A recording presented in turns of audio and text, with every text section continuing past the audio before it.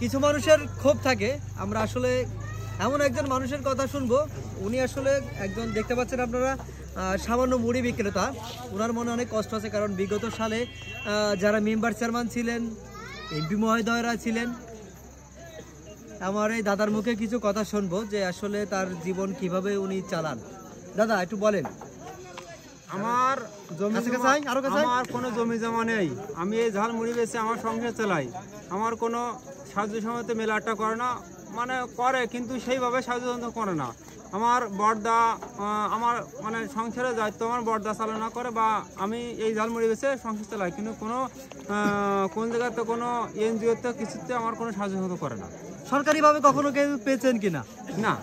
আপনার ওয়ার্ডের মেম্বারকে? ওয়ার্ডের মেম্বার আমার বড়দার একটা ট্যাঙ্কি দিয়েছিল, আর কোনো সাহায্য করেনি। আপনার, আমি জানতে চাই আপনি পেয়েছেন কিনা? না, আমি কোনো ট্যাঙ্কি নেই। 30 কেজি কার্ড? না, আমার কোনো 30 কেজি কার্ড না।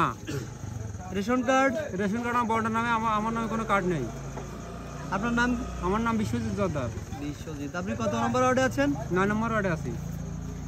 যাই হোক, আপনারা ইতিমধ্যে জানলেন দাদা একজন মুড়ি বিক্রেতা সামান্য। উনি একজন হতদরিদ্র পরিবারের মানুষ।